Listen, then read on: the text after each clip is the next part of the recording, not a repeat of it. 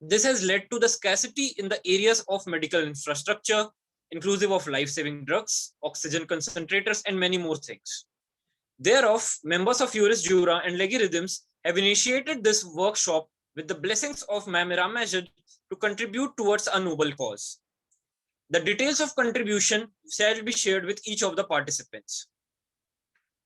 Good evening to one and all present here. I welcome you all on behalf of Juris Jura. I am Abhinav Sharma, the moderator of today's session. I have completed my UG, that is BBLLB honors from Amity University, Chhattisgarh. Further, I am pursuing my master's from Maharashtra National Law University, Nagpur, and Jindal Global Law School in the areas relating to arbitration, corporate laws, and financial laws. Before moving towards the workshop, I would like to give a brief introduction about Juris Jura and our honorable speaker of today's workshop. On the first hand, beginning with the introduction of Juris Jura. Juris Jura is an e-learning platform for all the legal learners and aspirants which started in the year 2020. The main aim behind this organization is to get you benefited in the best possible way in legal learning and to create legal awareness among all, and to showcase your hidden talents through various events. Thereof, I would also like to introduce to all the speaker of today's session. Ms. Ira Majid is an IMI certified and accredited mediator and arbitrator at IIAM, AICM, ACA, and MCIARB. Ma'am is a member of Chartered Institute of Arbitrators, London, UK. She is based in New Delhi, India. She is the director of Indian Institute of Arbitration and Mediation. She is the executive director of Asia Pacific Center for Arbitration and Mediation. She has undergone training of arbitration from Chartered Institute of Arbitration, UK, and Indian Institute of Arbitration and Mediation, and in regard to mediation from many reputable institutions, including the Harvard Law School for Advanced Mediation Program on Negotiation, which is considered the best legal education institution in the world, and Pepperdine University, California, too. She is the co-founder and secretary general of International Federation of Mediation in France. She is APCAM certified arbitrator and impaneled as arbitrator with all member countries like Hong Kong, Australia, Indonesia, Nepal, Malaysia, and Thailand. In reference to India, she connects with Delhi International Arbitration Center and is also a mediator with World Intellectual Property Organization. She has been a judge in moots like ICC Mediation Paris and West East Moots for Arbitration in Hong Kong and Vienna. Moreover, ma'am is also a trainer for arbitration at IIAM. Now, coming to the topic of today's workshop, that is drafting of an arbitration agreement. In short, the topic elucidates the multifarious aspects in drafting of an arbitration clause, which is an important aspect during the drafting of contracts and agreements. Finally, focusing on the chronology of the fruitful session. The session is divided into two segments. Firstly, ma'am will enlighten us on the topic of the workshop in the initial 40 to 50 minutes. Secondly, there will be a Q&A session in the last 10 minutes. Please note further, the participants are required to put up their queries in the chat box of the platform. Secondly, the feedback link will be provided in the WhatsApp groups, which is a compulsory element for securing certificates in addition to attending the session for future tenure. Finally, it's the time to hand over the platform to ma'am on one of my favorite areas, hoping for your patient listening. Thank you, ma'am. Ma'am, please. Thank you so much, Abhinav. Am I audible clearly? Yes, ma'am, you are audible, ma'am. Thank you so much. So, first of all, I would like to say thanks to all the participants who have joined today for this webinar on drafting of drafting of the arbitration agreement. See, because this is something which is not a normal webinar for me today, because see, as you know, that we all are gathered today for the noble cause, and perhaps after 20 days I am addressing any such webinar or the students, because last 20 days my entire family is struggling for the COVID, and also I'm today I am seeing some symptoms. But since we committed for this noble cause, and many more people who are much more in need or maybe more important than my symptoms or my family symptoms are, so that is why we are here today. And And I hope that you will be getting, some insight from this webinar, as well as you will be also confident, and you will be also feeling contented that you contribute whatsoever in howsoever manner. Not only give you an insight just because of this session, but also it will also give you a sense of contentment. And believe me, that is the biggest thing on this earth. If you will be contented and you feel like that, nothing can be more important and more satisfying than this feeling. So with this, I would like to thanks to IIS Jura, and because they are so innovative, they are so innovative, and they thought about it. And see, I know from IIS Jura, Yash, and he keep on asking me, ma'am, can we have that? And we want to help others, and we want to help those who are not having, even the minimum, money for buying for buying medicines, even the medicines for the flu medicines and the normal medicines. So we said, okay, since it is a noble cause, and you thought from the students' perspective that much, and that will, touched me. And I see this. That is why I'm saying that this webinar is something which is very special to me, and I hope that you will be also getting the same feeling, and you will be resonating with me. So thank you, IIS Jura, and thank you all the participants for coming together for this initiative, as well as for the platform for sharing information. So as we all know that arbitration is something which is very, very common these days. And it is the most preferred method for dispute resolution. And since we have law for that, and many commercial disputes are now being resolved through arbitration. And I've seen that because I'm teaching arbitrations in various colleges and all, and I'm seeing that how students are enthusiastic towards arbitration, and they want to know about arbitration. They are having interest in pursuing their career in arbitration. And even if you don't want to pursue your career into arbitration, even then, if you talk about the arbitration agreement, see that this is something which you cannot afford not to know, that what is arbitration agreement and how important it is. Even if you are a general counsel, even if you are a counsel, if you are a party, if you are an arbitrator, if you are maybe many of you will be judge tomorrow, and you will be having these kind of cases where party will be coming to you, and they will be seeking that arbitration can be done or the litigation can be done. So by seeing the arbitration agreement, you will be knowing that whether this case is fit for arbitration or not. So agreement is something which is very, very crucial part for the entire arbitration, because arbitration cannot be invoked unless and otherwise agreed by the party. That is why it is said consensus idem. See, both the parties agree jointly. There should be a consent to go for arbitration. So the consent is must in arbitration.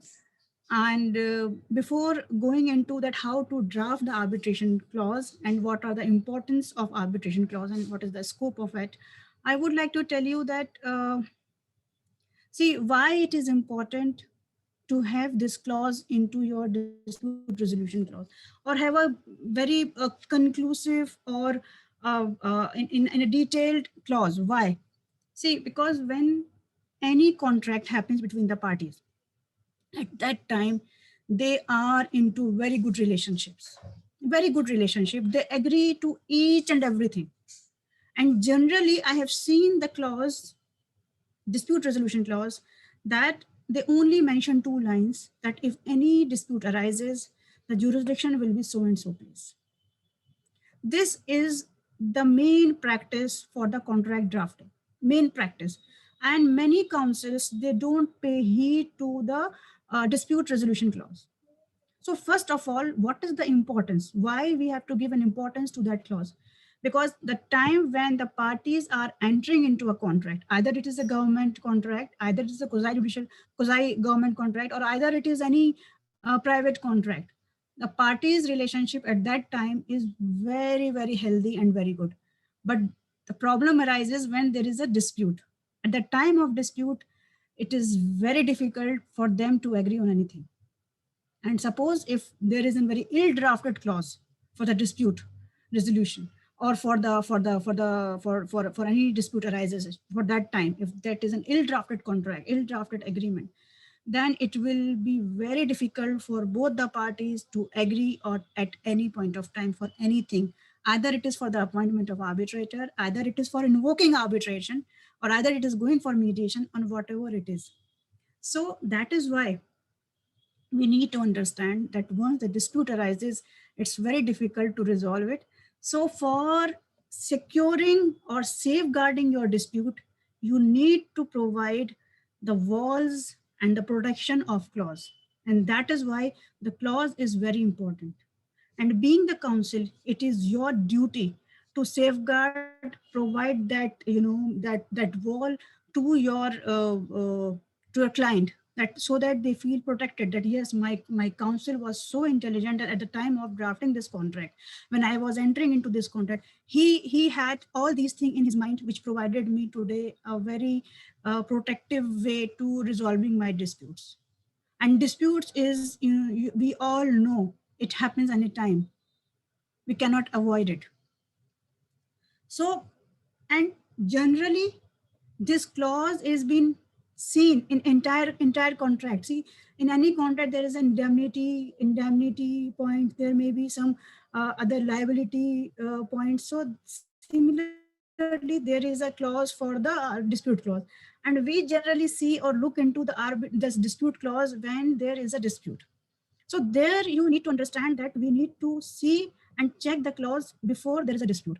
And when we are drafting a contract, we should go and we should draft it at length and a very conclusive agreement, so that we should not be into any sort of problem further when there will be a lot of problems. Where there will be a lot of disputes, there should not be small disputes that how to resolve this big dispute. So for that, I must say that by down the line, by 1 year or 2 year, all of you will be in the legal arena, in the legal field, and you will be drafting many contracts and many these kind of instruments. So you should check the arbitration or the dispute resolution clause, that how it has to be drafted. And second thing is, which I would like to tell you, that why arbitration clause? Why arbitration clause? Why not you will be writing that this dispute will be arises, then jurisdiction will be so and so? Why arbitration? See, because you should plan for a dispute resolution clause, because court you can go anytime. Nobody will be stopping you to go to the court. But once there is an arbitration agreement or there is a dispute resolution clause, either it is med arb or something that we will be discussing later in the points when we will be discussing how to draft and how to maximize the scope of arbitration agreement. So at that point of time, you should be, from the very beginning, you should plan for dispute, that what kind of dispute can be there. See, if it is a commercial dispute, if it is a cross-border dispute, then you need to understand that what kind of advantages, if I will be mentioning the arbitration clause here, a separate arbitration agreement, a separate arbitration clause, then what sanctity and what advantages it will be giving to my contract. And it is for the benefit of both the parties. It is not like that one party is only getting benefit.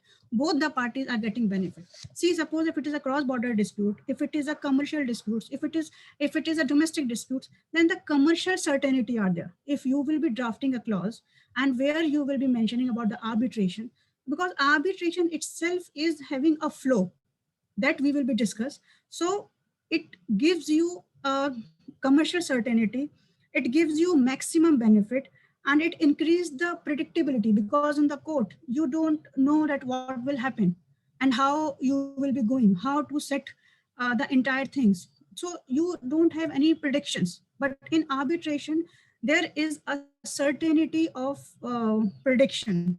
You can predict that who will be the arbitrator, what rules we will be selecting, what law will be selecting, and what will be the seat of the arbitration. So everything will be set.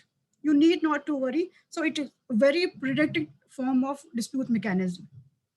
Another thing is, you can obtain a neutral forum. So these are the benefits which you can have and you can attain once you will plan your dispute. So that is how you have to plan your dispute, at which forum you want to go and how you need to understand that. So that is something you will be getting commercial certainty, you will be avoiding unnecessary delay in the court and all, and you will be having maximum benefits as per the time constraints and all, and you will be having prediction about the arbitrator, about the law and everything, and also you will be obtaining a neutral forum. So these are the things which will give you hands-on benefit once you will be going for inducting the arbitration into your contract as a dispute resolution mechanism. Fine. Now thereafter, I would like to tell you that why arbitration. So this is something which is also very important because one, you will be getting a neutral forum. Second, you will be getting a commercial expertise tribunal. Suppose if it will be in the court of law, so it will be as per the roster. So if you file a case, it will come before the court as per the roster. You cannot, you cannot change it. It will be as per the roster. So if that judge would have been practiced into the criminal side, and he will be have to deal with the arbitration, it's a difficult task. I must tell you, it's a difficult task. Arbitration is very technical. But in arbitration, if you will be selecting, an arbitration forum, an arbitral tribunal, so that you can select your arbitrator, you can select that, you select the expertise of that person, either it is in the maritime, either it is in the construction or investment arbitration. You can select on your own. So you have that choice. That is why arbitration, induction of arbitration, forum preferred and over the litigation. Another thing is enforceability of arbitration award and all. See, if it is a cross-border dispute, so with the New York Convention, New York Convention is the convention which is by the United Nations in 1958, and that is for the enforcement of your award. And that enforcement gives the power, like see, we have 197 countries, entire world. And out of 197 countries, 168 countries has signed New York Convention. So you have an enforcement in one, you can enforce your award in 168 countries. That is also very important to understand once you are going for that. Another thing is party autonomy. You have being a, suppose if you are a party or your client is there, so they have complete autonomy over the entire dispute. What kind of arbitrator they want, what kind of disputes, what kind of rules they want to adopt, what place they want to have, what procedural law, substantive law they want to have, what would be the qualification of arbitrator, everything will be at their own choice. They want to have the fast track arbitration, they want to invoke conclude it in day-to-day basis, they want to have an oral hearing or what kind, in any manner that there is not a problem, so they can have it in any way they want. So complete party autonomy is there in arbitration. Another thing is cost, speed. So if you see the costing, yes, in international there is the these days it costs much, but if you compare it to litigation where it will last for 20-25 years, so in compared to that, the arbitration concludes in domestically 1 hour, 1 year or 2 year, and internationally also in the same way. So if you compare the length of the case or the duration of the case, and then you compare the money, then it will be even, it will be lesser than what we spend in the court. Another is the confidentiality, privacy. If you see the matter which is being held inside the arbitral tribunal, inside the room. Suppose if I'm an arbitrator and I'm having two parties in front of me, so I will be having a strict privacy rule over me, and I will be bound by the confidentiality, and I will not discuss and leak out any information outside the room. But if it is in the court, if it is in the then it will be in the public domain. So many people who don't want to take their problem or their dispute into the public forum, they want to select arbitration as a method, because that will be give them a sense of maintain the privacy also, and that also provide a confidentiality, and the entire both the parties and the arbitrator, they are bound by the confidentiality. So these are the basic benefits over the litigation of the arbitration, having arbitration into your contract or into your agreement. So with this, I would like to tell you about the scope of arbitration, or is that how the arbitration works and what is the importance of it, and how you can draft your clause. So first of all, the main arbitration agreement is being discussed in section 7. I am not going to teach you section 7, or neither I am going not asking you to read it. This is something which I always ask my student to read out the sections in the language. But today, since it is a webinar, so I'm not going to ask you to read. But the main important thing I would like to tell you, that what are the main ingredients and the components of section 7 is for the arbitration agreement is that arbitration agreement may be in the form of arbitration clause in a contract or in the form of a separate agreement. See, what happened that when two parties enter into a contract, so they will be having a contract. That contract will be having lots of clauses, right? In that, there will be an dispute clause. And that dispute clause can be the part of the main contract, and it can be in a separate form also, or a separate agreement. And that is why the arbitration agreement always considered to be a separate agreement. If there is a problem with the main contract, if the main contract is void, terminated, not possible to continue, even then your arbitration clause or arbitration agreement will survive, because it's a separate agreement, right? So an arbitration agreement shall be, the main thing is in writing. You cannot say that my arbitration agreement is an oral agreement and all, because that after New York Convention and after amendments, it has been clearly mentioned that arbitration agreement shall be in writing, and it should be assigned, it should be signed by the parties, and it should be in a way of letter, telex, telegram, or other means of telecommunication, including communication through electronic means. So that is how it can be, the agreement can be in this form. Either it is in the telex, telegram, letter, or email, or by any electronic means. So that is how it should be. The main thing is it should be written and it should be signed, because once you will be going for the enforcement, then your suppose if it is in New York Convention, may if you want to enforce it, then they will be asking your agreement. If agreement is not in writing, it is very difficult to enforce later part your award, because once you will be going for the enforcement of award, they will be asking your agreement as well. So the agreement should be in writing.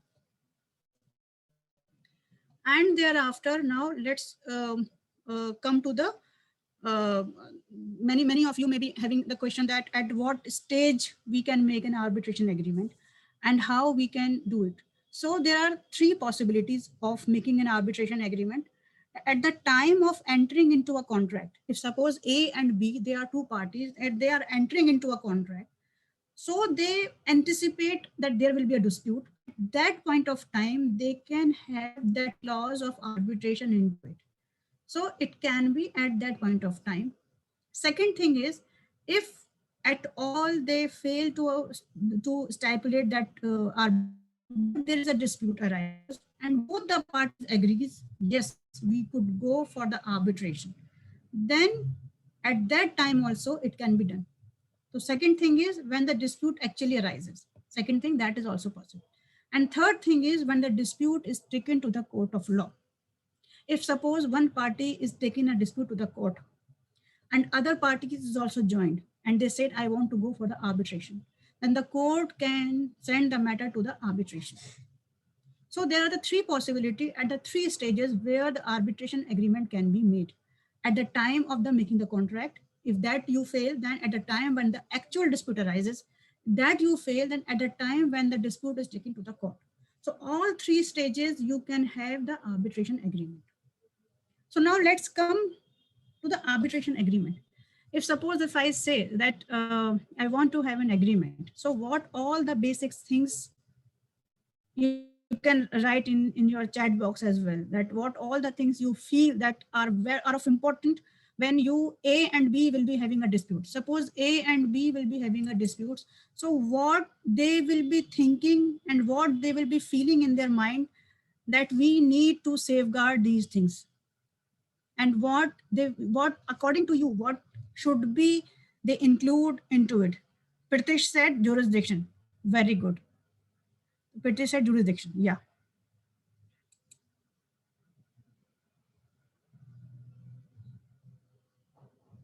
Yeah. So any other thing like besides jurisdiction, because jurisdiction is something very number of arbitrator. Anupgupta. See, I know that all of you are, you must be knowing all these this drafting arbitration agreement. Yeah, very good.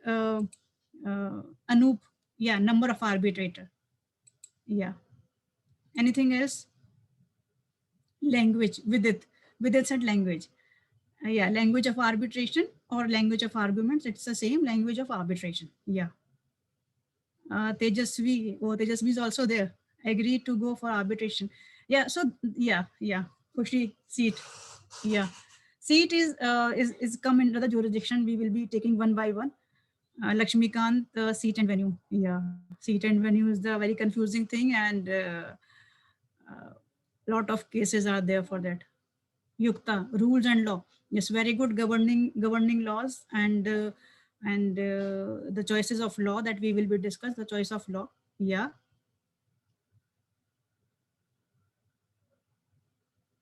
Yes. Tribunal. Yes, Abhishek, very good. Yes.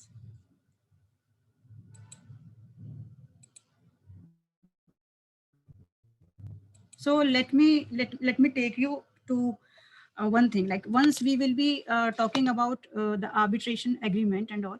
So the first thing is we need to understand the scope. That what is the scope and how to expand the scope. See, scope means if suppose if I'll be saying that any dispute arises out of this contract, the contract is what we are entering for any business or transaction, whatever commercial nature. So if we are entering for any business transaction or any commercial transaction, so for that, if I will be saying that any dispute arises out of this contract, so if I say any dispute arises, I'm sorry, my writing is very bad. Any dispute arises out of this contract. So this is the scope. What I am doing. See, any contract language will start from this. Any dispute arises, that will start from this only. So if I will be saying any dispute arises out of this contract, so what I am doing? I am limiting the scope. What I am doing? I am limiting the scope. I am saying that any dispute arises only to this contract, but maybe possibility that ancillary to this contract, there may be other contract as well, because when we are entering into any deal or transaction, there may be multiple contract for that. So if there is a problem, then I will be having arbitration pertaining to this contract only. So this will be limiting my entire dispute, limiting my scope of arbitration. So if I need to expand it, what I need to do? I need to include in this that any dispute arises out of this contract and any other contract in relation to. The moment I wrote in relation to, that means I am increasing the ambit. I am increasing the scope of the arbitration. So not only this contract, but in relation to this contract or ancillary to this contract, whatsoever. So that should be your language. It is see, it seems to be very easy that you draft an arbitration agreement, but it's very technical, and people use the words, and with the using of the words, it could be it could be completely different. It can give you a different flavor and can give you a different meaning altogether. So the moment you will be saying any dispute arises out of this contract or connected with in reference to with this dispute, so whenever there you need to add so many things to this breach of contract or something else, whatever you want to add, you can add at this line at this point of time, because that will increase the ambit. You should not say that only that any dispute arises to this contract, because tomorrow there may be many dispute arising out of one contract, many disputes. So you may say that any contract or any dispute arising out of this contract in relation to this and herewith and all those things you need to add into the contract, that will increase the scope. You should not limit it. So you need to understand that how to increase the scope. That is very important. See, and one more important thing I would like to tell you, that which I have seen in many arbitrations, being an arbitrator as well, that at the point of time when the dispute arises, the parties and the lawyers and everybody, they will be looking into the dispute resolution clause at that point of time, and then they find helpless themselves. They are helpless at that time, because maximum it is a copy cut paste. Maximum time it's a copy cut paste, and many times it happens that they are using the jurisdiction which is being used by other party in where they have copied that clause, and then everything into they are end up with the difficulty.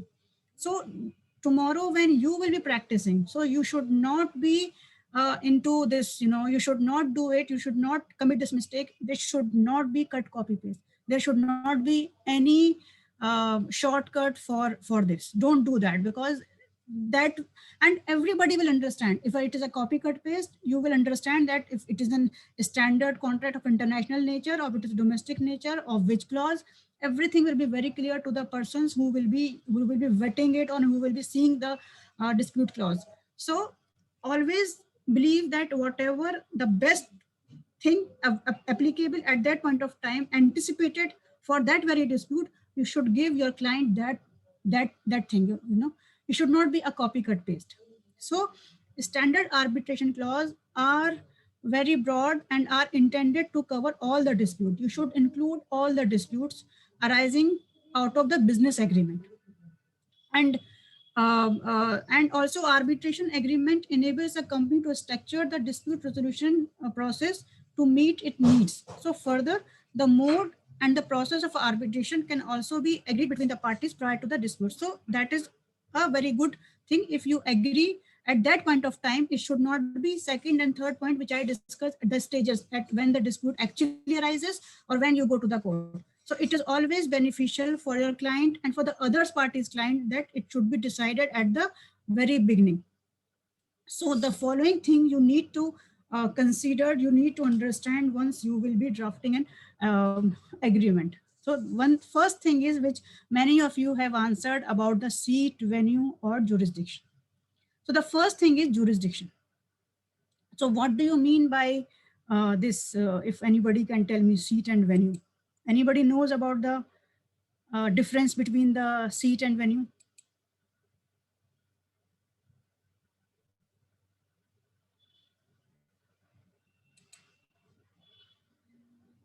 Yeah. If I'm talking about the seat and the venue, so what do you think about it? What the difference between that, seat and venue?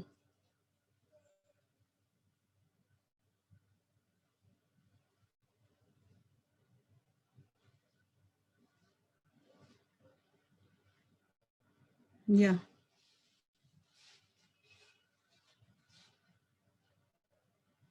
Yeah. So that means you people have a idea about the seat and venue.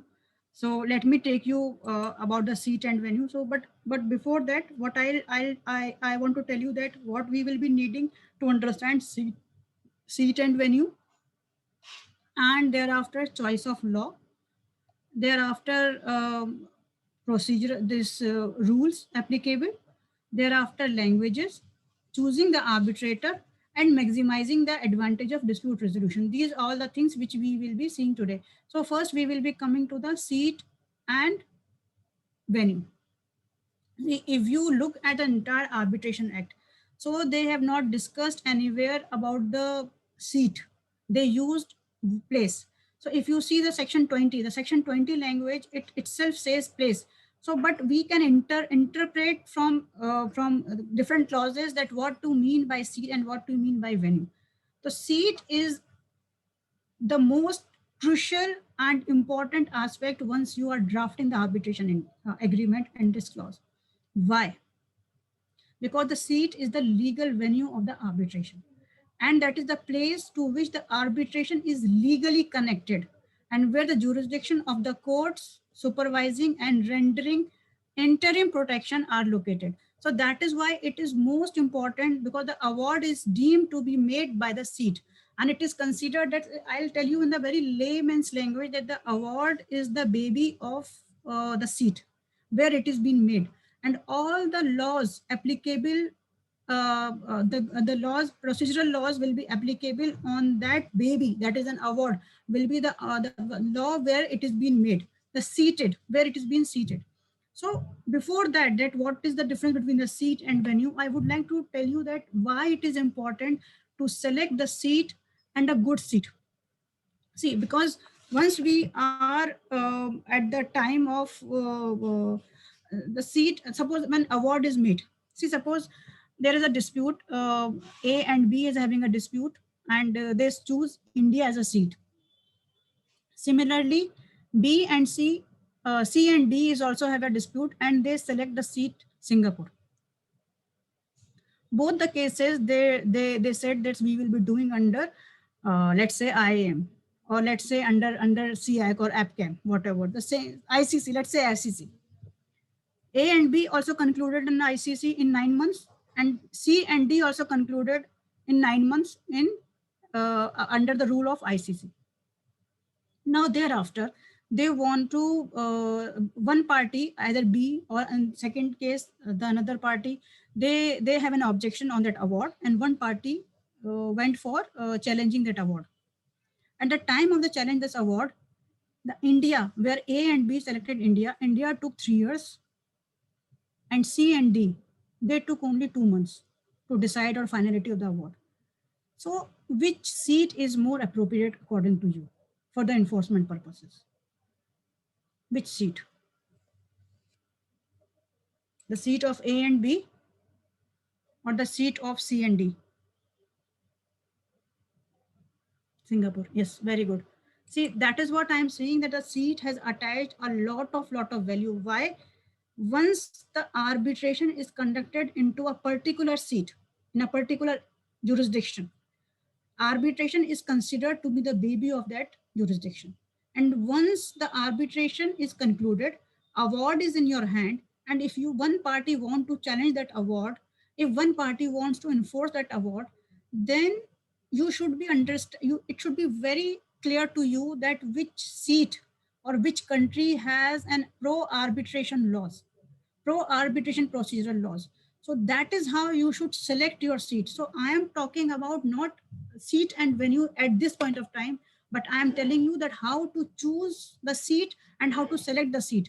So you should understand that which seat is pro arbitration, which seat is pro enforcement, which seat has a standard for arbitration, or where it is an impartial and independent arbitration, and where is the more ethical standard for arbitration, where the arbitration is very common, and that is being done under the standard practices. So that is how you need to select the seat, because if you fail to select the seat which is having a lot of importance attached toward the arbitration, and all the way you have selected the seat which is not very common into arbitration, they doesn't have any mechanism, they don't have any standard practices, then your client will be into a problem when there is a dispute.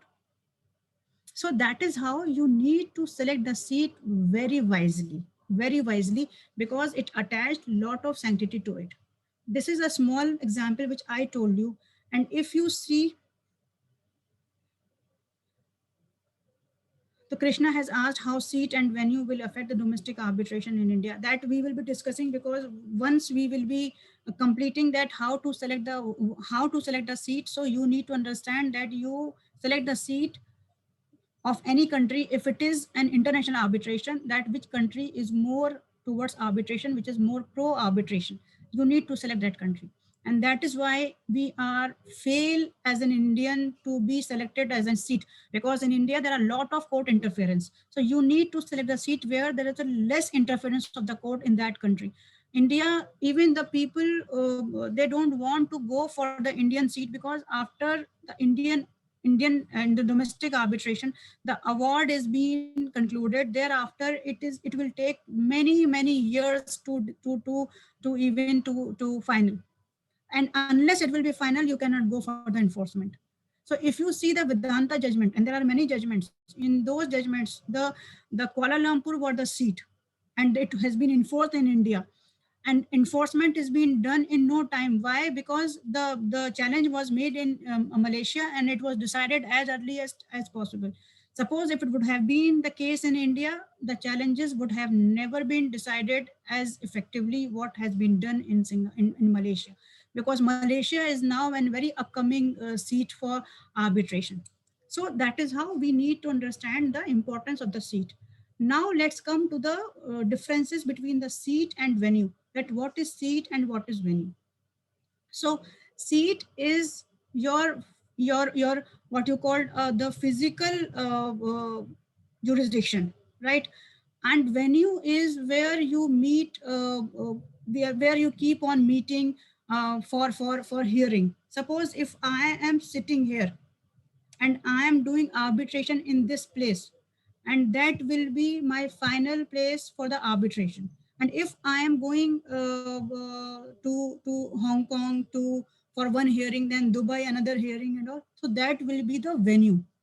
That will only the venue. See, suppose if I born in India, so I consider to be the citizen of India. That is how the seat is, where the if the award is being made, so award is being considered as a citizen of that country. So seat will be the country owned by the parent of that award.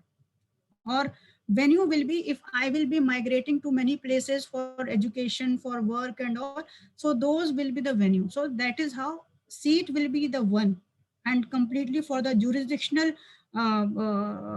for the jurisdictional purposes. And venue may be any number of time. Even if suppose if I am sitting at my home and I want to do it from here, that could be a venue. Nobody can question that. But seat will be only one, and that will attach a jurisdictional value. And seat is one of the fundamental consideration, and seat is the legal venue of arbitration, right? So even though the seat is specified by the parties, it does not deprive the party to agree as to where they want to hold the hearing. That is why I said the hearing is being conducted into so many places, that is venue. So this location is called venue of the arbitration. And this can be fixed based on the convenience of the parties. If suppose one party is in Hong Kong, another party is in India, and they said let's have in Malaysia, because Malaysia is the nearest seat, or the Indonesia. So it can be fixed as per the convenience of both the parties. Or the, if suppose there are certain witnesses, there has to be come, so and for the convenience of the witnesses also. And sometimes the arbitrator, they want to, sometimes they want to see this place. As I said, we have not seen this place, so let's have this arbitration to that seat, so that venue. So sometimes the arbitrator fix that, and it should be also as per the expenses involved for the traveling, venue cost, etc. So it is all based on that. As per section 20, the parties are free to agree on the arbitration, on the place of arbitration. And suppose in the case where the parties, the failing of any agreement by the parties, the place of the arbitration shall be determined by the arbitral tribunal, and having regard the circumstances of the case, including the convenience of the parties. See, suppose both the parties fail to agree on the seat, and they did not mention any it in anywhere on the contract, anywhere in the agreement, arbitration agreement. And at that point of time, the tribunal, it shall be determined by the arbitral tribunal having regard to the circumstances of the case, right? That which is the convenient of the parties. And sometimes they went to the court also, that for the selection of the seat, that this should be the jurisdiction and all. So the court also look into the matter, and which is for the convenient of both the parties. Suppose something which is either it is attached to the to the head office, or where the business is being conducted, either they select that as a seat, or either if it is the common place, then they take out the common place of both the jurisdictions. So the common place can also be the seat. So if you see, the part 1 of arbitration act will apply if the place of arbitration is India, and it will deem to be a domestic arbitration. So section 2.2, it says that if the any arbitration which is being domestic in nature, and arbitration, if the place of arbitration in India, then part 1 will applicable on that, and that will considered as a domestic arbitration. And let's take the example, if suppose two parties, one party is from Hong Kong, another party is in India, and they select the seat in India, that considered to be as in domestic arbitration, and part 1 will be applicable on that. If I am saying part 1, so arbitration agreement, entire arbitration act has been divided into different parts. Part 1 deals with the domestic arbitration, and part 2 deals with the foreign arbitration. So domestic arbitration, it will be considered as a domestic arbitration. And if you see, so there is always, why I'm saying that seat and venue should be decided at first, because you should not waste lot of time in discussing and deciding and finding out that what you mean on where you inferred with the place and venue, because it unnecessarily there will be loss of wasting of time if you will not coming up at the consensus of this selection of or the selection of the seat. So there will be a lot of wasting of time, and many people, many parties, they will be coming up with an objection that this means this, that means that, and this is the venue, this is the this is the seat. So in our law, the place is being mentioned, and in that place the seat and venue is being if you see the language of section 20. So it has been, with the interpretation you can understand that what is the meaning of place, and what is the meaning of seat, and what is the meaning of venue. So you should not write place, you should mention seat instead of place, because place will give you a confusion. That's what we are discussing. And if you there was a case, Bharti International. So in that case also there was a confusion regarding to this, that the place, they mentioned only place, so whether the place is being seat and venue. So in that case also it was held that if both the one party is from India and one party is from abroad, so for the purposes of jurisdiction they can invoke, they can have in the part 1 in domestic arbitration. That is in the Bhatia. But in Balco case, Balco is the best case for describing seat and venue. They says that even 2.2 makes the declaration that arbitration take place within India. The part 1 of the act would no application to the international commercial arbitration held outside India. So Balco is the judgment which is being used since 2015 amendment. But after 2015, it was said that even if the arbitration is seated outside India, and there are certain provisions that can be invoked into it, like section 9. If suppose one party is having property in India and they want to have interim stay in India, so they can invoke section 9, under section 9. So section 9, section 27, and section 37. So these are having the applicability even if the case is seated outside India. But even after this section, this amendment, we have different what you called debate on this, and that debate was not even end here. And recently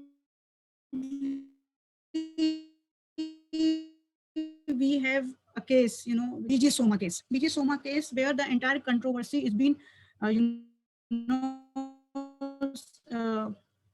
I audible? Yes, ma'am, you are audible, ma'am. Yeah, because my connection shows that it's unstable. Yeah. So BG Soma case, in this BG Soma case, the entire controversy being set aside, being, fixed, and it was said, held by the court that the apex court considered the fact that the parties has elected for all the arbitration proceeding takes into the place in Delhi. Thus, the court, by concluding New Delhi is final and the jurisdiction seat of arbitration overruled by the imperial order. See, I would like to tell you that there was a, in short, I would like to tell you about this case, that in this case, it was the entire controversy was set aside, and it was said that there was a bright line test conducted by the Supreme Court. They said, if, unless and otherwise the place is there, they use the word place, it will consider to be the seat, unless they will be using venue for the other purposes. So if they will be using that this will be the place, so automatically that will consider to be the seat. And if they will be using that this is the place of arbitration, and for the purpose of witnesses and other things, the arbitrate the we can meet over other place, other places or other venue, so that will consider to be the venue. But if in case they mention only place, that will consider to be the seat. That was, in this case, it was settled. And even in another case, which is 2020 case by Justice Bhanumati Mankatsu case. In this case also, they said whether the seat of arbitration is in this case also there was a dispute, and the New Delhi have a jurisdiction with respect to the dispute arising. And they said also the incorporated laws were of the law of Hong Kong.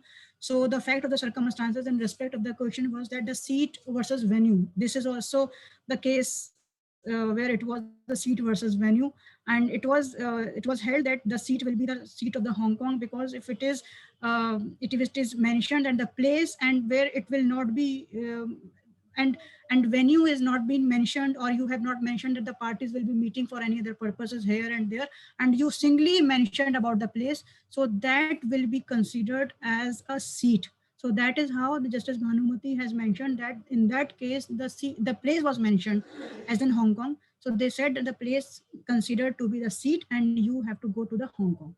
So this is the entire controversy regarding the seat and the venue.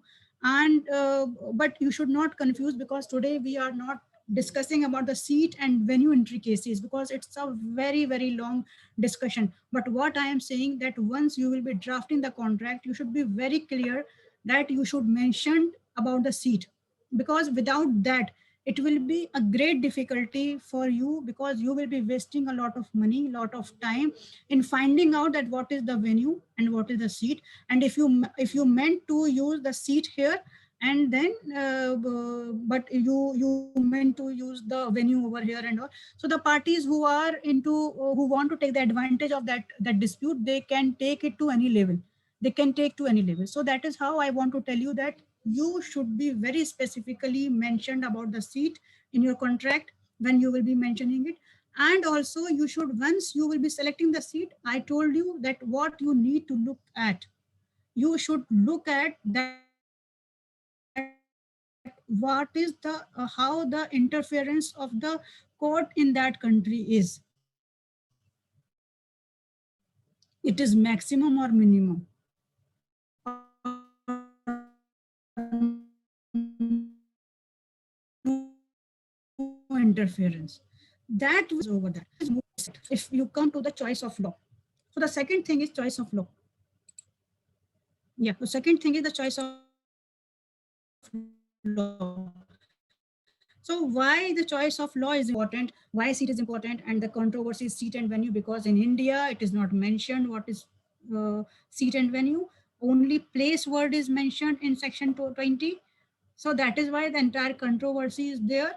And now the controversy is settled down by these cases like SG Soma case and Justice Bhanumati's case. So with these cases, the entire controversy is settled down, that how the seat has to be referred. If it is mentioned the place, it considered to be seat, unless otherwise it is not having some inconvenient like for the venue, unless they will be considered as a seat. Now, second thing is choice of law. So once you will be drafting your agreement, after the seat, you select that what jurisdiction will be applicable, that the seat will be applicable. After that, you can customize it and in a tailored suit, it is a tailored fit suit. If you want to have this kind of length, this kind of collar, this kind of buttons, you can have that in your agreement. So that is the main important benefit for the arbitration clause, that you can select whatever you feel like to select. You can customize it. Many people says that arbitration is is not appropriate, is not an alternative dispute, because it is not like where the party autonomy is there. So party autonomy is seen into this. They say the mediation is more having the party autonomy, because party has a control entire having control over it. But if you see the arbitration clause itself talks about the party autonomy, because you select the anything whatever you like. You can customize it. You can even you can customize ki online I will be using this platform, this for if this kind of dispute arises, I'll go to this institution. If this kind of setup arises, I'll go to this institution. Whatever, in any manner you can customize your arbitration agreement. The second thing is choice of law. The choice of law is again an important thing. And see, the law and the rules applicable to the arbitration proceeding is the most important matter that have to be decided by the parties. And this will decide the arbitration procedure and the power of the arbitrators. So for example, different laws probably will govern different aspects of international arbitration. For example, different system of law may apply to, like suppose the substantive dispute that has been referred to the arbitration. So there are two things in any law. One is the substantive law and another is procedural law. So substantive law and the procedural law, how you can have a choice and in what aspect you can select.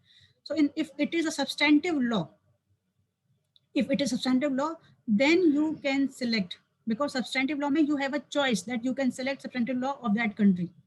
So substantive dispute, like the substantive law is the law of the governing of the subject matter and the merit of the dispute.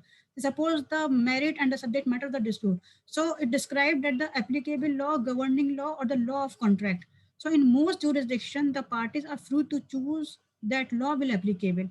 An arbitration agreement will generally set out a governing law at the outset and the right of the parties and try to do so this is something like in alternative where the parties have failed to agree. Suppose they fail to agree on any substantive law, the arbitral tribunal will choose the law applicable depending on the fact of the case, using the criteria such as the selecting the law closest to the connection of the dispute. And in India, in the domestic arbitration, if you see section 28, Section 28 talks about the rules applicable and the governing laws and substantive law. So section 19 and section 28, they talks about the domestic arbitration where or international arbitration. So where that is like, if it is domestic, then the substantive law of India will applicable. And if it is a cross-border dispute, or if it is an international dispute, so you can select the substantive law, right? And but as far as procedural law, I told you the procedural law and substantive law. Procedural law is the procedural law of the arbitration is something referred to the lex arbitrae or curial law. So the procedural law that will applicable or depend upon the place or the seat. See, suppose if I say this arbitration agreement will be or this if any dispute arises out of this contract or there to or in connection herewith will be governed by the seat of India. Suppose, let's take the example, the seat of India. So the automatically the procedural law will be by the Indian law, because if you see the seated law, the seated law will be the local law. Suppose if it is being seated in Singapore, so what is the local law of the Singapore will be applicable, because it is the process. So how the entire arbitration will be conducted, in what manner, that is the procedure. And that procedural law will be the law of the seat where it is being conducted. So automatically the procedural law of the arbitration is referred as an lex arbitrae or the curial laws, and the procedural law will be apply, it will be depend on the place or the seat of the arbitration.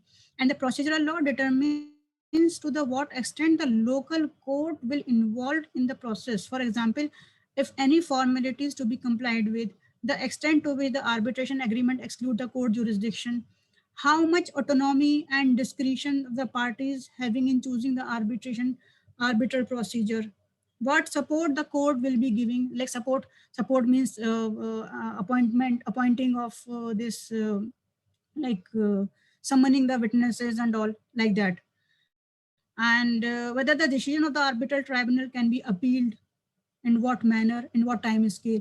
So all these things will be important when you selecting the seat. Why? Because the seat will be the procedural law and entire arbitration will be governed through that law. So once there will be choice of law, so there is a two part in the selection of law, substantive law and the procedural law. So substantive law you can select if it is an international arbitration, and if it is an domestic, then substantive law of the law of the land like India will be applicable. And if it is a procedural law, then it will be from that country where it is being seated. So there are two set of rules which is being applicable, laws which is applicable.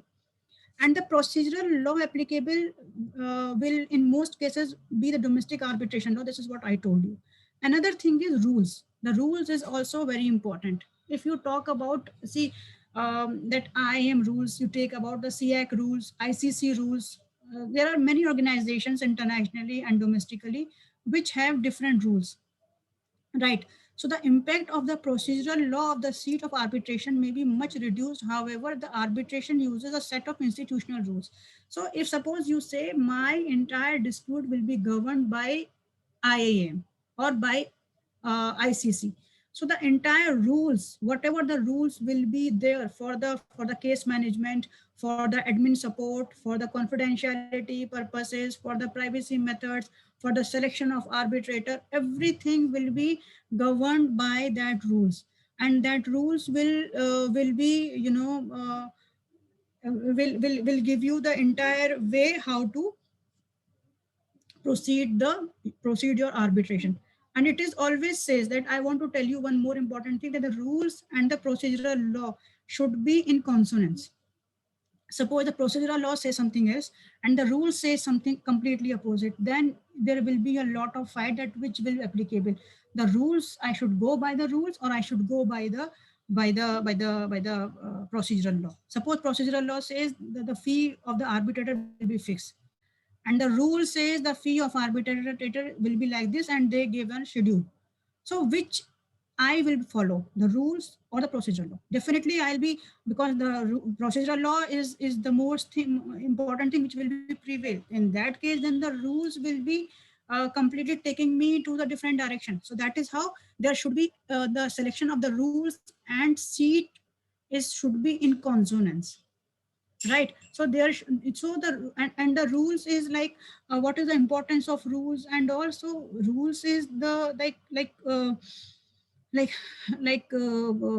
if you want to select the rules, it will help you in many ways. See, if you take the example of the domestic ad hoc arbitration, in ad hoc arbitration, the arbitrator and the parties, they conduct the entire arbitration. They don't have any support, they don't have anyone to select the fees, to select to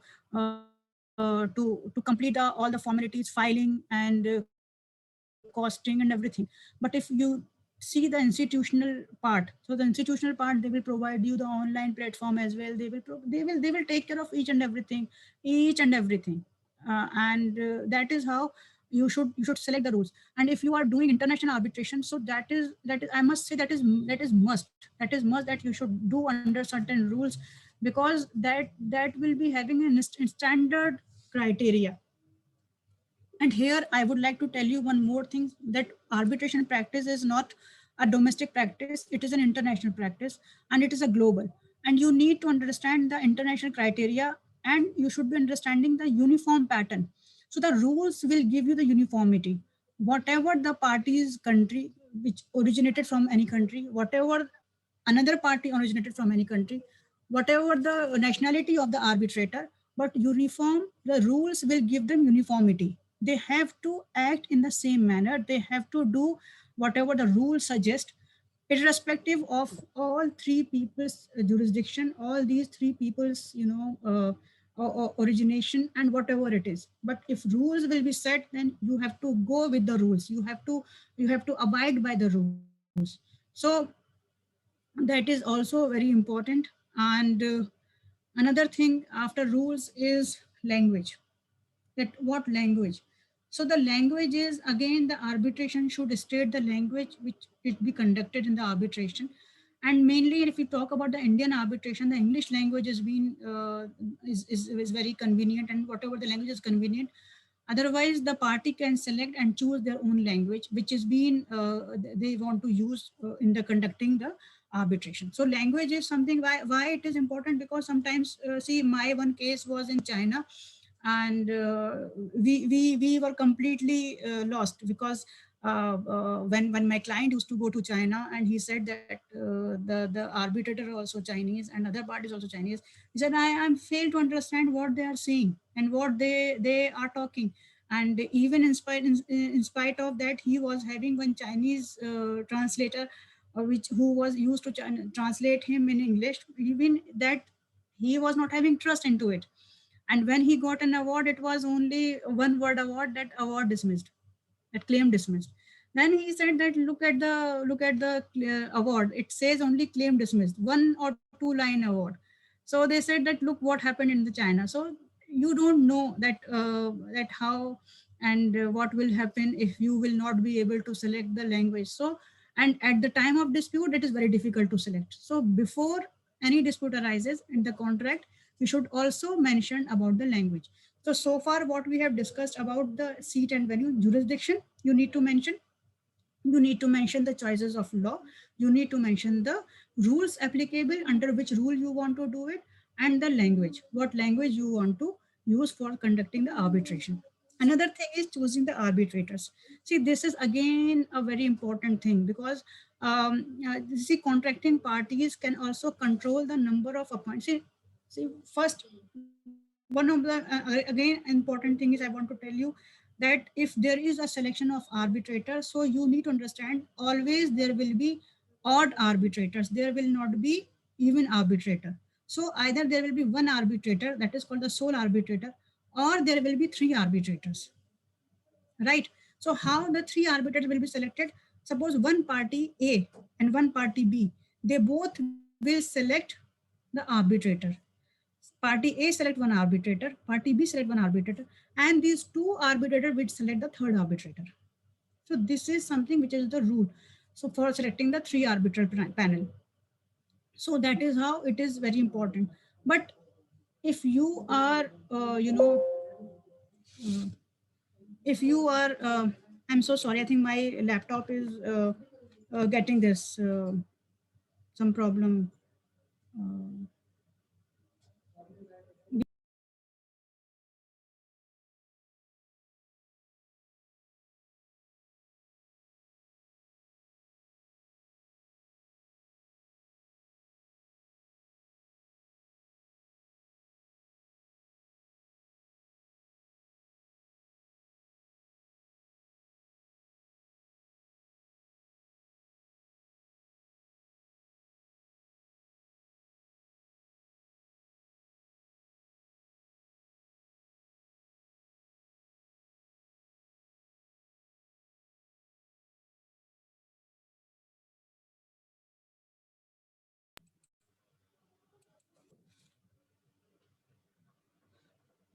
Yeah, I'm so sorry. It was getting discharged, and somehow I forgot to switch on the button. Yeah. So selection of arbitrator. See, it is always benefit for your client that you select one arbitrator, because many arbitrator may be possibility that they may not have equal time. They may not have, free for giving the dates and all. So there may be a problem in fixing the times and all. That is why then the fast track arbitration, this is mandatory that there should be a sole arbitrator. And also if suppose if you will be having three arbitrators, then you need to give them three times fee. So for your benefit, if you see that the dispute or the contract is not of that amount, so always mention that there should be a sole arbitrator. You should not go for the 3-panel arbitrator. Otherwise, there will be unnecessarily costing upon the client, upon the parties. So you should be very, very wise in selecting the number of arbitrators. So selecting the number of choosing the arbitrator will include selection of the number of arbitrator, what is the expertise, what is the citizen of the arbitrator, and what you expect from that arbitrator, and what is the accreditation of that arbitrator. That is also now these days people are looking at when they are selecting the arbitrator, that what all the accreditations this person is having, so that they understand that this person is having standard and uniform criteria, uniform pattern, and uniform standard of practice in the arbitration. And that is why I always asked most of the students that they should go for the accreditation, because that will give you more professionalism, and that will give a credibility to you as an arbitrator. So once the party will be choosing, they will be choosing the person who will be having good accreditations or the international accreditations, because accreditations will give you a standard practice pattern. So the contracting parties can also control the number of appointment of their arbitrators, and the arbitration clause can designate a specific person or the persons to serve as an arbitrator, and can select the method of appointment. Even you can select the method of appointment, that in what manner it would be done, or incorporate an arbitration institution's rules of appointment. If suppose if you will be coming to IAM or APCAM, so they will be having their own way or own rule of selection of arbitrator. So if you will be selecting rules, then in that manner they will be selecting. Suppose let's talk about the APCAM, the Asia Pacific Center for Arbitration and Mediation. So we have a method of mechanism for selection of arbitrator. So we will be giving, suppose if they will be filing that we want to have an arbitrator, so we will be asking them that what is your need and what kind of dispute it is. So based on that, we will be giving them 5 names or 10 names to both the parties. And then if they will be selecting 4 or 5 names accordingly, then we will be giving them the lead out of that. So that is how we do. And similarly, if it will be rules based or institutional based arbitration, then there will be a criteria how to select the arbitrator by that rules. So you either you will be selecting by the institution, you will be going by the institution, or you will be selecting on your own what is the method is being mentioned in the clause.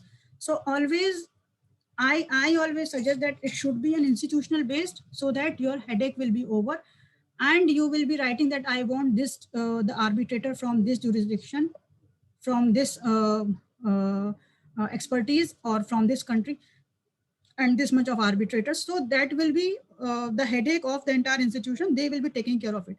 But one thing is again that there should not be so much complication into the selection of arbitrator. Otherwise, sometimes I have seen many cases where the parties are unable to select, because they keep on they caged the arbitrator into so many institutions to select and to cage into that criteria, because they fix so many criteria. Don't fix so many criteria. Don't fix. It should be simple, and it should be easy to find out that arbitrator. So if the parties want 3, it can be 3. If parties want 1, it can be 1. If parties want the Indian arbitrator, it can be Indian. If parties want that, suppose one dispute is from India and Hong Kong, they said, okay, let's not have from India, neither from Hong Kong, have from another jurisdiction. It can be done. So it's up to you how you want to customize. Another thing is maximizing the advantages of the dispute resolution clause and agreement.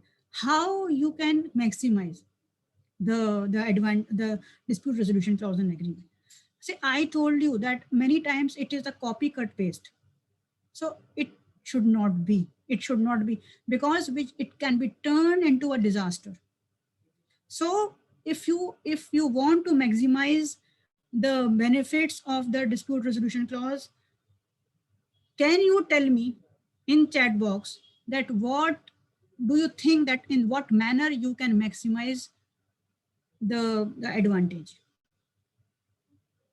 In what manner?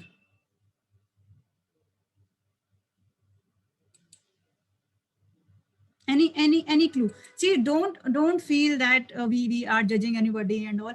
Whatever comes in your mind, whatever you feel, just be with that and come whatever you want to say, come up with that.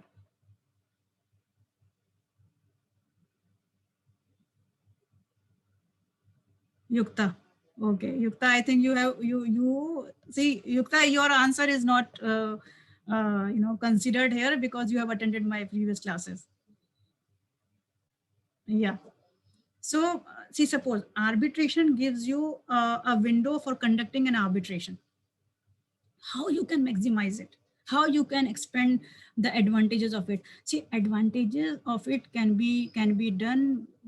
Yes, Shivangi, that is very good, but that is the scope. Now the advantages, maximizing the advantages. So maximizing advantages will be how you can uh, maximize things, advantages. Suppose I have a single pie, what will be the advantages, how I can use it more appropriately, or what will be the how can I add more advantages to it. Yeah, yes, Subhash. So you need to integrate other mechanism, you need to integrate other mechanism, like suppose if you say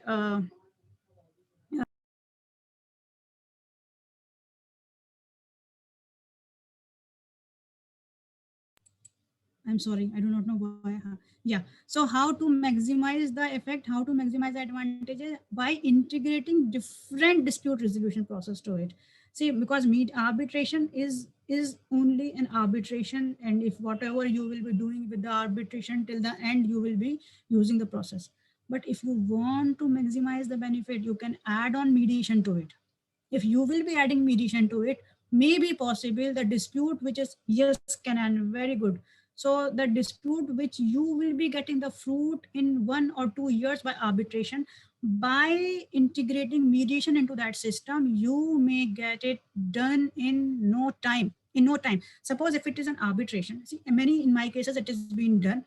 I asked the parties, because section 30 of arbitration act says that whenever the arbitration comes before you, you should encourage the party for the settlement. So when, if you see there is a settlement agreement can be possible, or if could be done, then you should encourage the party for that. And if there is a medar clause or r medar clause or med r clause, see, there are many hybrid clauses. The hybrid clauses means, hybrid mechanism means when you will be using arbitration, mediation, in different manner, in different pattern, either mediation and arbitration, first mediation then arbitration, first arbitration then mediation, and first arbitration then mediation then arbitration. So the best way is, there are many ways, where you can use this hybrid mechanism. This is called AMA protocol or hybrid mechanism. Why I am saying AMA protocol? Because that is the most appropriate for the Indian jurisdiction. AMA means arbitration, mediation, and then arbitration. So what happened in this clause, that suppose there is a dispute and the parties invoke RMEDAR, this AMA protocol. So they says first it will be invocation of arbitration. Once the arbitration invoked, they said send it to the mediation, and the mediator will be appointed and the matter will be go to the mediation.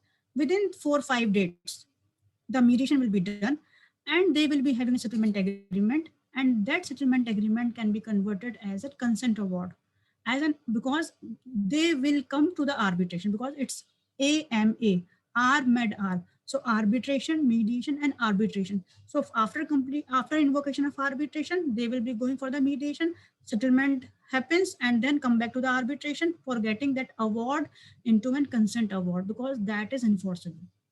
Because in India, we don't have mediation law. So that can be done as RMEDAR. That is the best way of induction or making the hybrid clause, RMEDAR. Sometimes people use MEDAR, but MEDARB is in Singapore, they says that MEDARB is not an appropriate way of using a hybrid clause. Why? Because suppose if you went for the mediation first and then you come for the arbitration. So mediation, you settle your dispute, and once you will be coming for the arbitration, there is no dispute. And the rule, fundamental rule for arbitration is there should be a dispute. So when there is not dispute and you are coming there, then why you are coming in the arbitration? You should have done it in the mediation. Then there will be no such consent award can be converted or whatever it is, because in Singapore they says as a very very bad practice. They says it is not good practice, because once the mediation is done, there will be no dispute, there is a settlement, and settlement cannot become in the arbitration. So you have to select the hybrid mechanism, that what hybrid mechanism it must suit it for your dispute. Either is ARB-MEDAR, either is ARB-MED, or either it is in what chronology you want to use it. That is up to you. Even I would like to tell you one more thing here, because I'm exceeding my time, but I would like to discuss this with you also. See, sometimes this ARB-MEDAR is so important that suppose if there is an emergency arbitration, because the rules suggest about the emergency arbitration, and you have no time, and you want to conclude it in different time level, and as early as possible.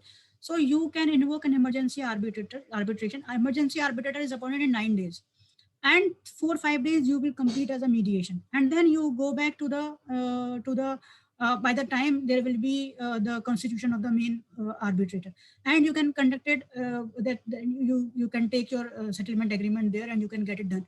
So you see, within 10 15 days, by this protocol, the maximizing of your arbitration clause can be done. So that is how it's a benefit. It's a benefit for the maximizing your arbitration agreement.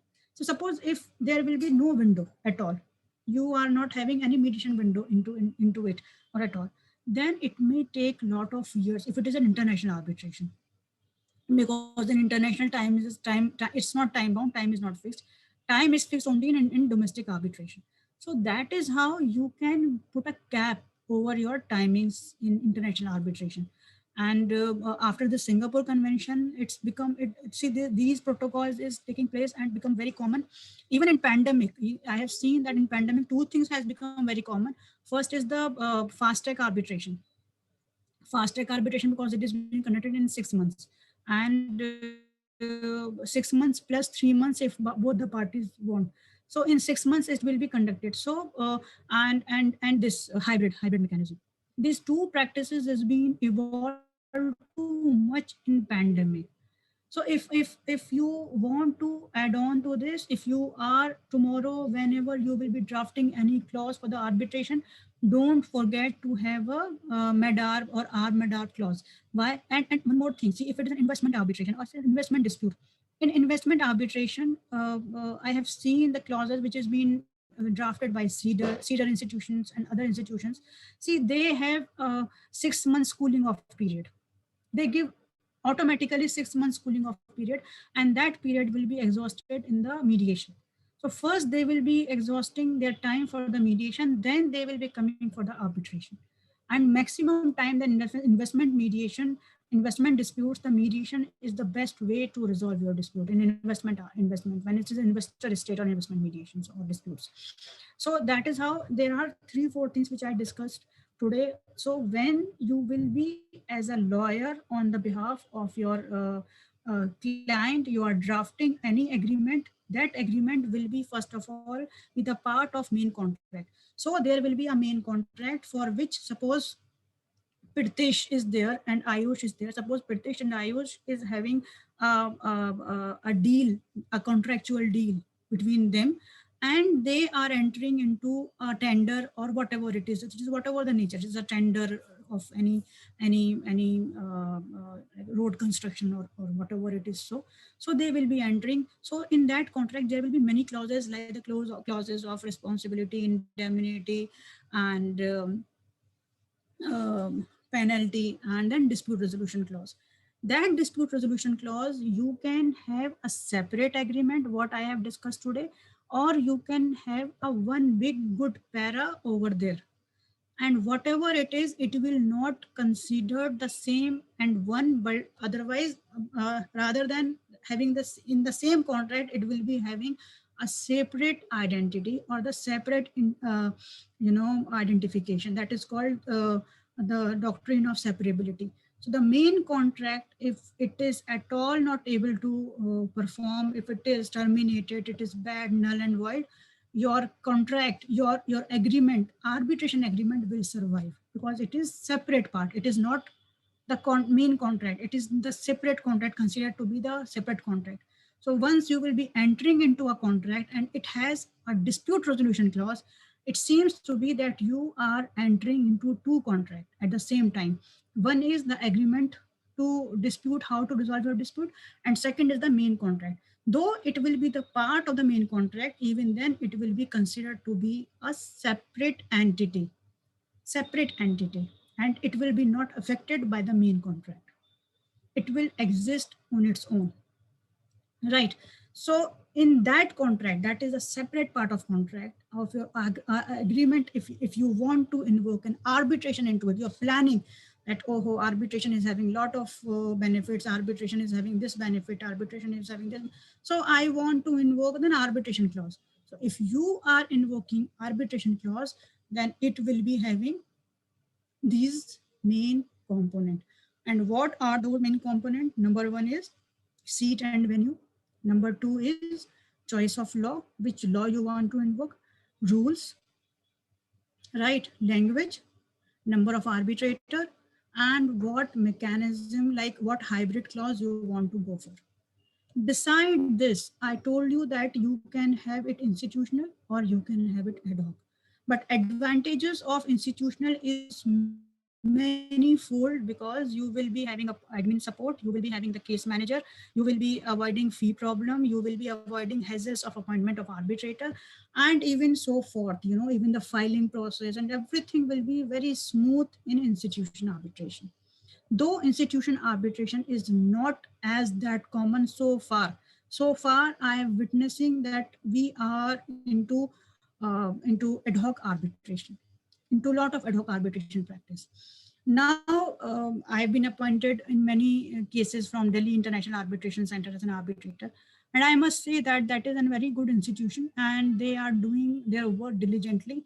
And if I compare my practice, I have done many cases as an ad hoc arbitrator and I have done many cases as an institutional arbitrator. So I could see that marked difference, because earlier I was the my clerk was the one who were taking the fee, who were being correspondent for everything. I need to arrange the steno, I need to arrange everything, I need to arrange the room, everything. But now the institution will take care of filing, institution will take care of fee, institution will take care of each and everything. I need not to care about anything. I need not to bother about anything. So that is how it's been very good practice if it is an institutional arbitration. So always mention in your, once you will drafting the contract, you should mention all these nuances into it. And beside this, if you want to ask anything, I'll ready to take up the questions. And but before this, I should end the discussion on the drafting of the contract. I must tell you that you should learn the practice which is international standard, because we feel that we are trained into arbitration. We feel, but we are not. We claim that if we are very good in domestic arbitration, we can do international arbitration as well. That is also wrong, because we can't do that, because international standards are something which are unmatched and we are not ready for that. Indian Arbitration Act 1996 is being amended many times. Why? Reason you and me knows very well, because the drafting committee was not trained enough to understand the nuances of the commercial people or the commercial entities and the commercial uh, natures of India. They cut paste the entire Arbitration Act, that is the model law, and we are following that. Even the verbatim, even the section wise, we are having that copy cut paste. But in many countries, they have have the model law of United Nations. Even that they customize it as per the need of their own country. But we fail to do that. And that is how we see the amendment in this. And it becomes the need of an hour. Now, business communities, all the commercial disputes are being resolved through it. Even then, we don't have a very robust mechanism for that. Why? And we claim that we are trained into arbitration and we can.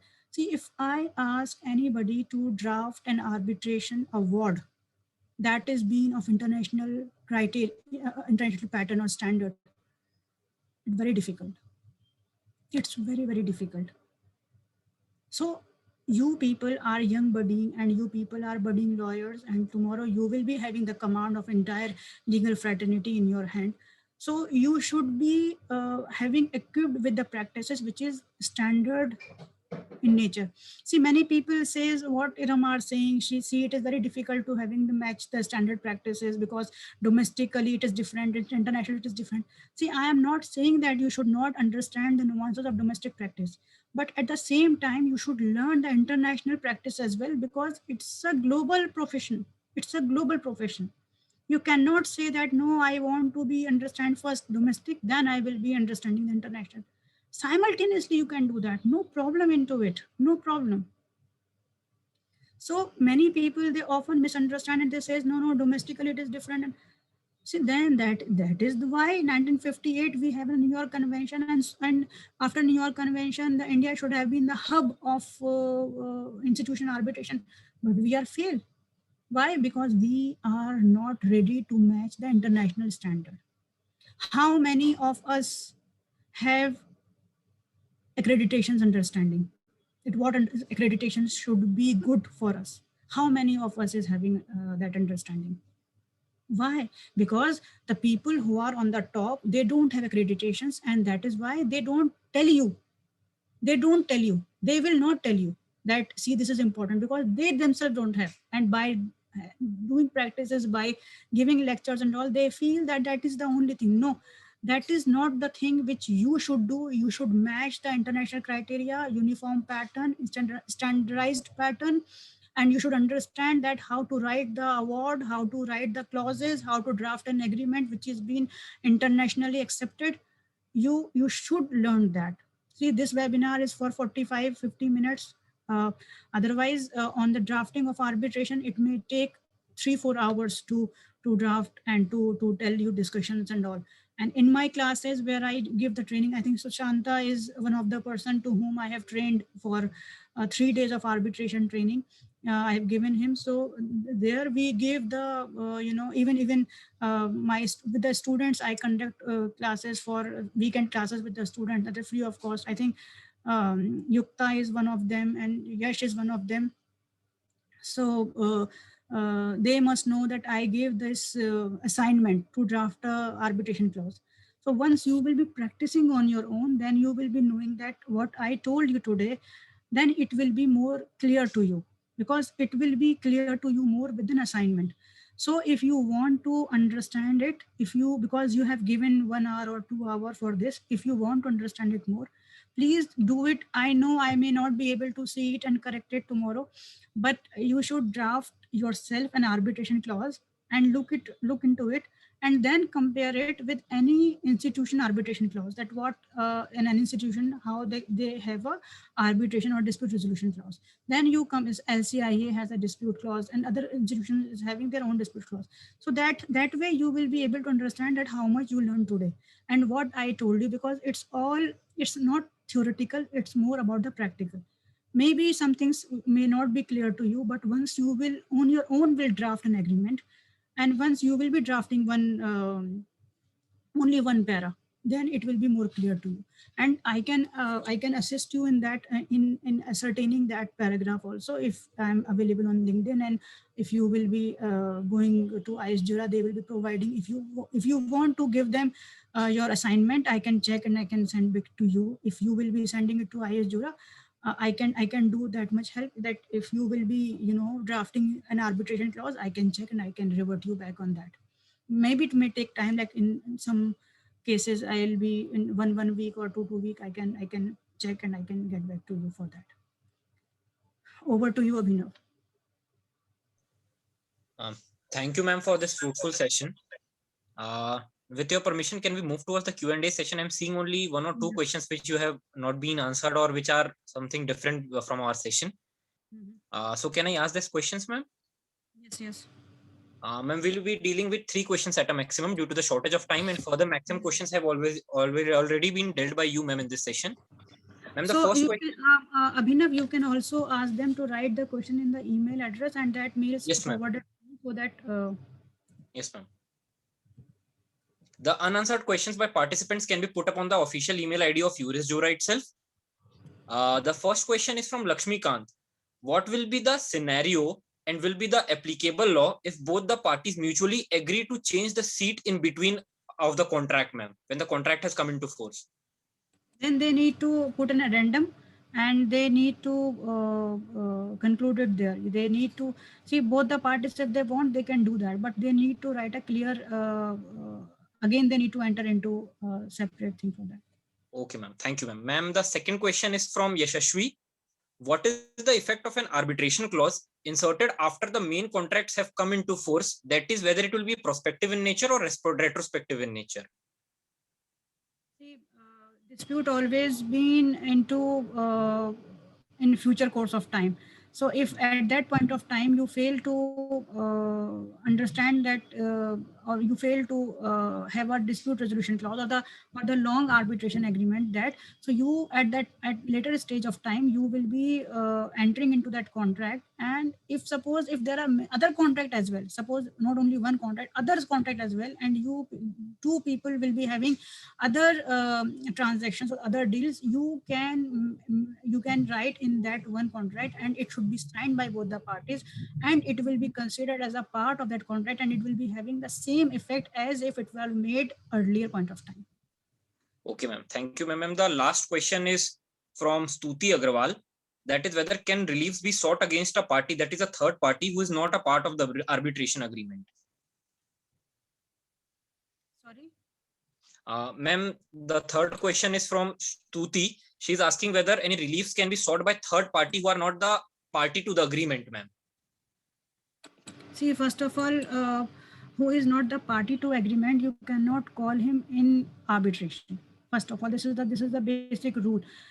Beside the clauses, because see, this is another it will open a new Pandora box, because some clauses, some rules says that there is a jointer of the parties who can be this is Cherai cases also, that where the parties who are not in the contract, who are not the signatory to the contract, but they can be there. So that is very exceptional cases where the rules, they are relying on the rules, and the rules are also corroborated with the, I told you, the procedural law. So that is a separate case. But if you talk in Indian scenario, if you talk about that, so when the parties who are only the signatory to the contract can be the main person against whom it is sought, and if it is like that, then that is how it will be again outside the purview of the arbitration, because the third party involvement or third party's benefit, always it is like it is by the court can have a jurisdiction, arbitrator cannot go beyond the reference of the arbitration terms or the arbitration agreement, and those who have signed the agreement can be the party. You can bind them only, not another person. Thank you, ma'am. And thank you, ma'am, for this informative session. I would take this opportunity to extend my gratitude to Ma'am Ira Majid for taking time from her busy schedule during her tough situations in family and enlightening us on this topic. I would also like to thank the participants and contributors without whom our workshop would not be a success. I would also extend my gratitude to the members of Juris Jura for organizing this webinar. Thanks a lot, ma'am. Thank you so much. Yes, ma'am.